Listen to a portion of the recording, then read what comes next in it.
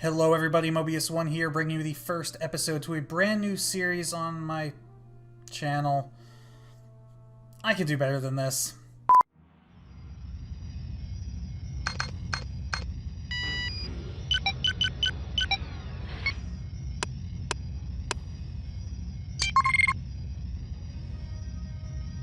Hello everybody, Mobius1 here, bringing you the first episode of a new series on my channel. Strap in. This is Star Wars X-Wing.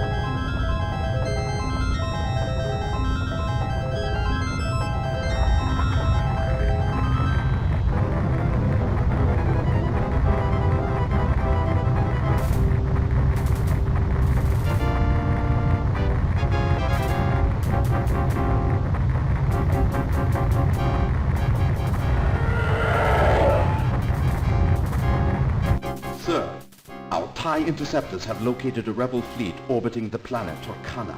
Excellent. Prepare the attack. Move our Star Destroyers within range and launch all TIE fighter squadrons. At once, sir.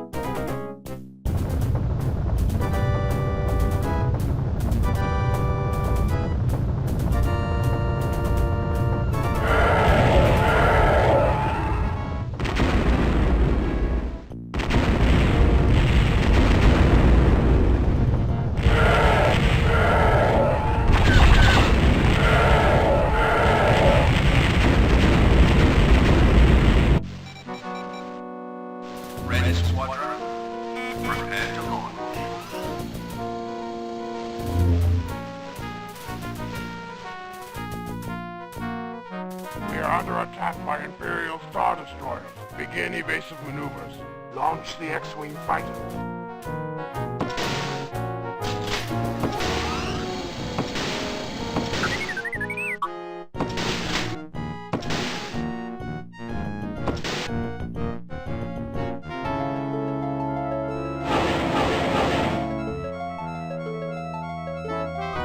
This is Red Leader. Stay close and watch for enemy fighters.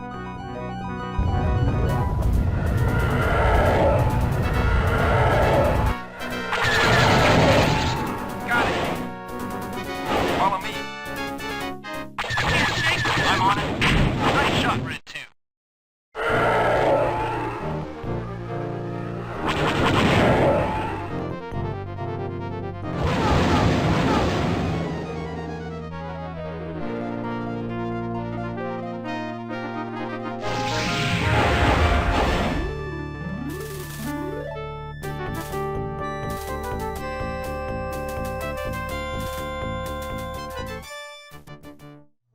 Hello everybody, Mobius1 here, and as I said, this is the first episode of a new series on the channel, Star Wars X-Wing. This is probably one of the earliest Star Wars games I've ever played in my life. This game had 3 versions that released, one in 1993, 1994, and then again on CD-ROM in 1998. We're going to be playing the 1994 version of the game, which has a couple extra voice lines than the original, but still runs on the original engine. The graphics are a little bit dated. They're very dated, actually. However, the 1994 version has a dynamic soundtrack and not copyrighted music, whereas the 1998 version while the graphics are a little bit better, it runs on a different engine and does have copyrighted music. So even though we're sacrificing graphics for a little bit of freedom and nostalgia, honestly, I played the 1993 version when I was a kid, so this is even a little bit of an upgrade from that, but not much. I'm not exactly sure how I'm going to structure this series yet, because some of the missions in this game can be very, very short. So I don't want to do one video per mission. I think we're just going to play until I think it's been long enough, and then we'll stop. So here we are at registration. We're going to type in our call sign, Mobius1. Here we are, we're a new pilot, our rank is Flight Cadet, and we have no score. And we're going to enter the spaceport. Boarding gate 1. This is so nostalgic for me. Okay. So, I'm really excited for this. We've got a couple different options here from the spaceport. We can either go to Pilot Proving Ground, which is I think where we're going to go first, just to introduce you guys to the game. Historical Combat, which is, I guess you reenact missions that have already taken place. And then over here is a new Tour of Duty. This is the actual story to the game, so this is where we're going to be going last, believe it or not. Those of you who are familiar with this series are probably also familiar with the TIE Fighter series. That's one of the first video series that I actually did on my YouTube channel. I do have a TIE Fighter series. Unfortunately, I don't think I ever finished it. We got really, really far, like 60 or 70 episodes, but for whatever reason, I never finished it. Instead of finishing that, I wanted to start something fresh, and I wanted to show off the new helmet. But anyway, yes, I'm going to be wearing this throughout the entire series. I don't care what anybody says. It feels... I've wanted to do this since I was a kid. I don't care. I'm more than 30 years old. Go ahead and hate. Whatever. You're just jealous. We also have a tech room and a film room so we can record our missions and then watch them back. The tech room kind of shows blueprints for different ships. But really, we just want to get into the action. So we're going to go to the Pilot Proving Ground. These cutscenes.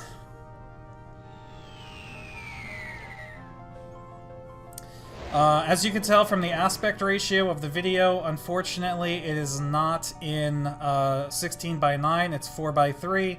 So instead I've just kind of put everything off to the side there. I hope that that works out, and put this little column here of me and my logo. Anyway, so here we are, the Pilot Proving Grounds. This is kind of like a training scenario, teaches you how to fly, gives you some challenges to do. There are 4 ships that we can fly in this game. We have the X-Wing, the Y-Wing, the A-Wing, and the B-Wing, which was added in an expansion pack.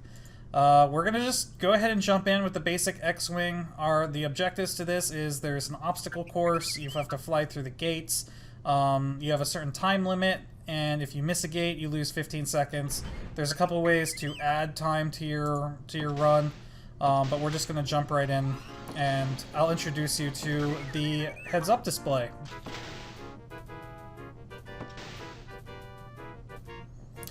Now, for those of you that play Jump to Light Speed in Star Wars Galaxies, this game right here is what Jump to Light Speed was based on.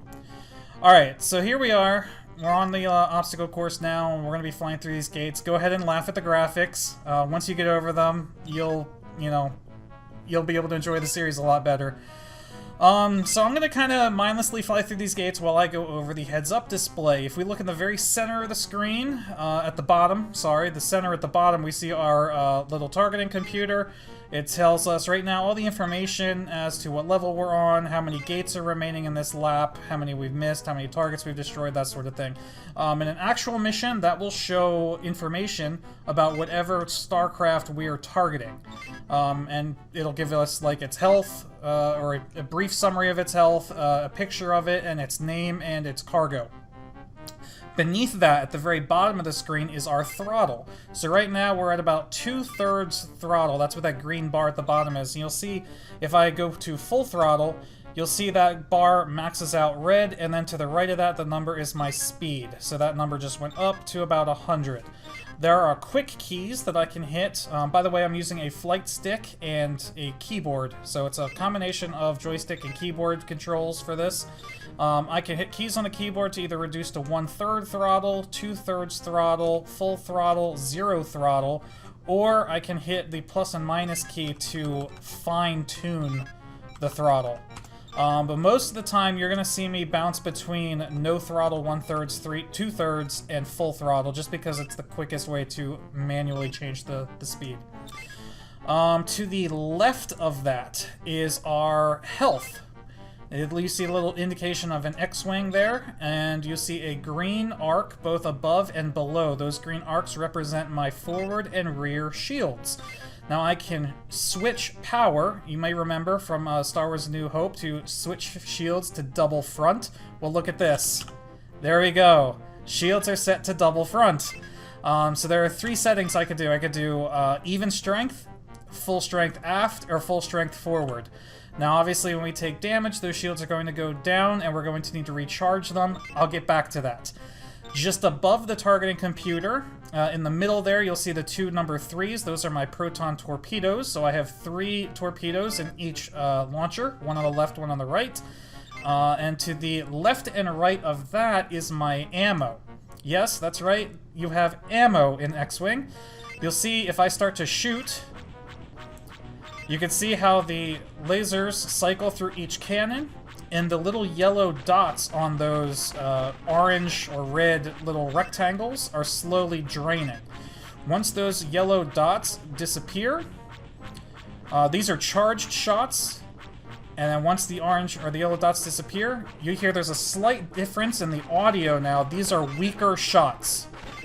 And then once the weaker shots drain, you are completely out of ammo and need to recharge your lasers. I'll go ahead and let that... Actually, I can hit a key here to change my fire modes. So that was single shot. I can also fire in linked mode. Or I can fire in... Or I guess that was, what's that called? Dual fire. And then linked mode is all 4. So there we go. Destroy a little turret there. There we go. And now we are... Oh, we have 1 shot left. I don't see any targets to hit, so I'll go ahead and waste it. Alright, there we go. We are completely out of laser ammo right now. I can switch to my torpedoes, and we can fire those if we want to, but there is no way to recharge torpedoes. Once those are gone, they're gone. Okay. To the right of the targeting computer, you'll see the little ELS. Below the ELS is a little front view of an X-Wing. That is my missile lock indicator. So if somebody is trying to lock onto me with a missile, that will start to flash and let me know that I'm being targeted. Beneath that, I think the 300 is like how much power is being diverted to my engines. That's not really important. Beneath that 300 is the mission timer. When that runs out, the mission is over. There are some missions in the game where the timer counts up, and it's not really that important, but we do want to keep an eye on that in some missions where we might have a strict time limit. In the top left and right corners of the screen are my sensors. The top left one is my front-facing sensor. It shows me things that are in front of me. And the top right circle is my rear sensor. It shows me targets that are behind me. It's kind of not easy to explain that, especially in this, but you can see the white dot on the left. When I pass through the center gate of this platform, you can see that white dot shift from the left sensor to the right sensor right there as I pass the center of the gate, or the center of the platform. So that's a kind of an indication of how that works. A lot of this game is looking at those sensors, so you'll see me looking up at those quite often. Alright, but that brings us to the last element of the heads-up display, which is arguably the most important, which is that ELS sensor on the right. The ELS gauge. The E is for engines, the L is for lasers, and the S is for shields. Right now you can see all 3 of those bars are at a middle stage balanced power input. And what I can do is I can shift power from one system to another. And here we go, we actually just made one whole loop around the course. So that's going to give us some points for how much time we have left, and then we're on the second lap, where we have less time and there's more targeting, more turrets. The turrets aren't shooting at me yet, but they will eventually. Yeah, so what I can do, since we're out of ammo, if I want to get ammo back, I have to shift power. Did I do something? Oh, I did do something. Sorry about that. Apparently F9 switched my, my input on my recording software. Okay, so yes, I can hit a key and divert power from engines to lasers. So you'll see now that blue E meter has gone down, the red laser meter has gone up, and because of that, my maximum speed at the bottom has changed. I was doing 100, now I'm doing 75, even though I'm full throttle. That's because my engines aren't receiving as much power as they were. Also, I can put power to shields, because I just took a hit, and now my shields are slowly recharging. You can see there, since I took 2 hits to the front of my shields, there's still only that one green arc, and it's a little bit darker there, it just got brighter. But you can see my rear shields are getting a second layer on top of the inner layer. But however, because I'm charging both my lasers and my shields, my full speed, or my top speed, however, has been reduced to 50. So we're going very slowly. Now similarly, I can divert power from my lasers and shields to my engines. So now my top speed is going to go beyond 100. However, my shields and lasers ammo is slowly draining. And that's going to give me a speed boost. Here we go, look at that. We're going all the way up to 150. So if I really want to book it through this course, I can say, you know what? I don't want to shoot my lasers. I don't even need shields. I just want to put full power to engines. And here we go, now we're cruising. So yeah, so a huge part of this game is power management. Obviously, if we don't need lasers, we can divert our laser power to our engines. However, we could keep our shields if we are afraid we might take some hits. Like that was pretty close right there. Yeah, so that's it. So these HUD elements... Oh, there's one more thing. Let me charge my lasers back up so I can show you this. You can quickly divert energy stored in either the laser systems or the shields between the two systems. So if I have a lot of energy in my lasers and I start taking shots, I can quickly shift power from lasers to shields. You see how my laser ammo got drained very rapidly there, but my shields got a huge boost. And I can keep doing that. I can keep saying, hey, alright, I'm charging the lasers, I need that energy over to shields, and I can switch it over to shields until I no longer have lasers. Or the other way around. If I run out of laser ammo, I can quickly shift energy from shields over to lasers. And I think there might be a little bit of energy lost in the process. I'm not entirely sure there. So just something to keep in mind. I tend to charge my lasers more often than my shields, and then just quickly shift power from lasers to shields when needed. Additionally, when you switch between full aft and full forward shields back to even strength, it will balance out. So you see there, I just took some shots to the front. If I go full aft, full forward, and then even, it distributes that damage that I just took between the forward and the rear shields. So we're going to be doing that a lot too. You'll probably hear me do like a triple cycle of my shields just to balance out the damage. And then I can divert power back to it, and there we go. That's full shields right there. 2 layers of green, one on front and one on the rear. Okay, that was a mouthful. Sorry. That was a lot of information. All of these heads-up display elements are going to be shared between all of the spacecraft that we fly in this game.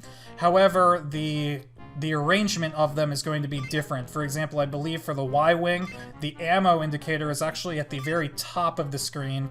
And yeah, everything is moved around. Also, spacecraft like the Y-Wing and the B-Wing, they have ion cannons, so you'll see blue bars in addition to the orange laser bars. But that is it, I think. So let's see, how close are we? We've got 31 gates left. We're running out of time. We got 51 seconds. Let's jump all power into engines and see if we can't get to the finish line before time runs out. I can also shoot at these little laser turrets here, destroy them, and that'll give us a couple extra seconds. But I think what's most important is not missing a gate. we're going really fast. Alright. Oh, I was gonna shoot that, but we ran out of laser energy. That's fine. 13 gates remaining. 20 seconds. We might have to charge our lasers here and hit some targets.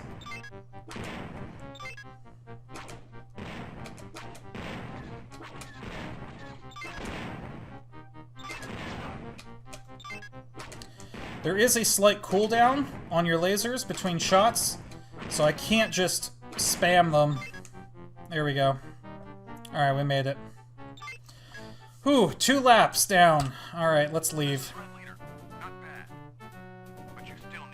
I still need training, apparently. That's fine. Alright, so that is the best introduction to this game that I can give you. Yeah. I think I'm going to end this episode here, and I will release a second episode alongside this one. But I think just to keep the intro separate from the first actual mission, we should end this episode here. So definitely, if you're looking forward to this series, let me know in the comments. I love sharing games like this with you guys. So I hope you enjoy it, and I hope you're excited for it as I am. So Mobius1 here, thanks for watching, and I'll see you in the next one.